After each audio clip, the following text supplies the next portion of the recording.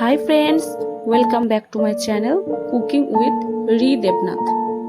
আজ আমি আবার চলে এসেছি তোমাদের জন্য একটা নতুন ভিডিও নিয়ে, আর সেটা হলো গ্রাম বাংলার খুব প্রচলিত রেসিপি দুধ কচু দিয়ে নারকেল কোড়া। তো আশা করছি ভিডিওটা তোমাদের ভালো লাগবে। এটা তোমরা বাড়িতে অবশ্যই ট্রাই করো। তো চলো এর জন্য আমাদের কি কি লাগবে দেখে নিই। তো দেখো বন্ধুরা, প্রথমে আমি দুধ কচুগুলো খুব ভালো করে পরিষ্কার করে নিয়েছি এবং জল দিয়ে ধুয়ে নিয়েছি। এরপর আমরা খুব ভালোভাবে জল ছড়িয়ে নেব। আর আমি এখানে একটা নারকেলের অর্ধেকটা কুড়ে নিয়েছি এবং এই নারকেল কোড়াটা আমরা এক সাইডে এবার রেখে দেব।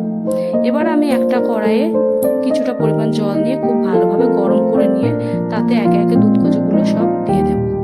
একটা কথা মাথায় রাখবে বন্ধুরা, দুধ কচু কখনোই ঠান্ডা জলে দেবে না, কারণ যদি আমরা ঠান্ডা জলে দুধ কচুগুলো দিই তাহলে আমাদের খাওয়ার সময় গলা ধরতে পারে।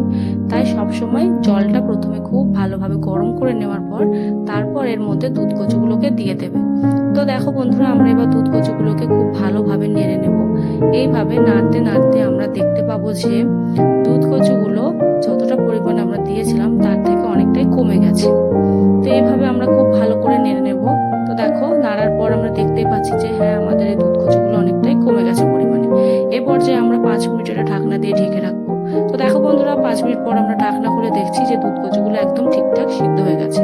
তো তোমরা এটা কেমন ভাবে সিদ্ধ করবে যে একেবারে গলে না যায় আবার একদম শক্ত না থাকে।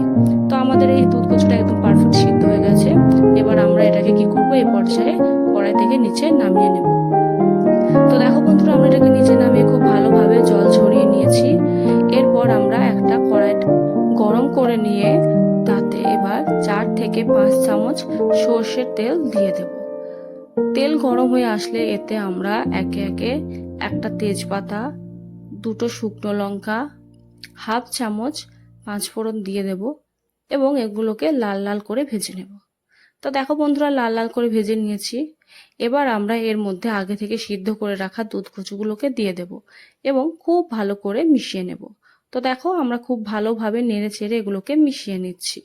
তো এইভাবে মেশাতে মেশাতে দেখা যাবে যে দুধ কচুগুলো জল ছাড়ছে। তো খুব ভালোভাবে নেড়ে নেড়ে আমাদের এই জলগুলোকে শুকিয়ে নিতে হবে।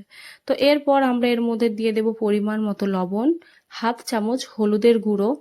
তো দেখো বন্ধুরা, হলুদের গুঁড়ো আর লবণ দিয়ে দিয়েছি আমরা। এবার আমরা এটাকে আবারও খুব ভালোভাবে মিশিয়ে নেব। তো দেখো বন্ধুরা, আমরা খুব ভালোভাবে মিশিয়ে নিয়েছি। এবার আমরা আগে থেকে কুড়ে রাখা সেই নারকেল কোড়াগুলো এর মধ্যে দিয়ে দেব। তো নারকেল কোড়া দেওয়ার পর আমরা আবারও খুব ভালোভাবে মিশিয়ে নেব। তো দেখো, মেশাতে মেশাতে আমাদের জলগুলো অনেকটাই শুকিয়ে এসেছে। তো দেখো বন্ধুরা, এবার আমরা এর মধ্যে দিয়ে দেব স্বাদ মতো চিনি। স্বাদ মতো চিনি দেওয়ার পর আমরা এটাকে আবারও খুব ভালো করে মিশিয়ে নিয়েছি। এইভাবে নাড়াচাড়া করে মিশিয়ে নেওয়ার পর দেখবো যে নাড়াচাড়া করতে করতে ডাঁটা থেকে বেরিয়ে আসা অতিরিক্ত জলগুলো প্রায় শুকিয়ে এসেছে। এরপর আমরা কি করব, আমরা এর মধ্যে দিয়ে দেব 1 চামচ আতপ চালের গুঁড়ো। আতপ চালের গুঁড়োটা অবশ্যই দিতে হবে, তা না হলে রান্নার শেষে তো আমাদের সবজি থেকে জল ছাড়বে, যেটা একদমই খেতে ভালো লাগবে না। তাই আমরা আতপ চালের গুঁড়োটা দেওয়ার পর খুব ভালোভাবে এটাকে আবারও মিশিয়ে নেব। তো দেখো বন্ধুরা, আমি খুব ভালোভাবে এটাকে মিশিয়ে নিয়েছি। এবার এই পর্যায়ে আমরা এর মধ্যে দিয়ে দেব আগে থেকে ভেজে গুঁড়ো করে রাখা হাফ চামচ জিরে গুঁড়ো।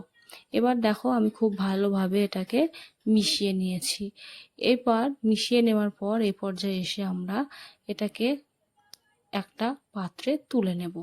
তো তোমরা দেখতেই পাচ্ছ বন্ধুরা, আমরা একটা পাত্রে এটাকে তুলে নিয়েছি।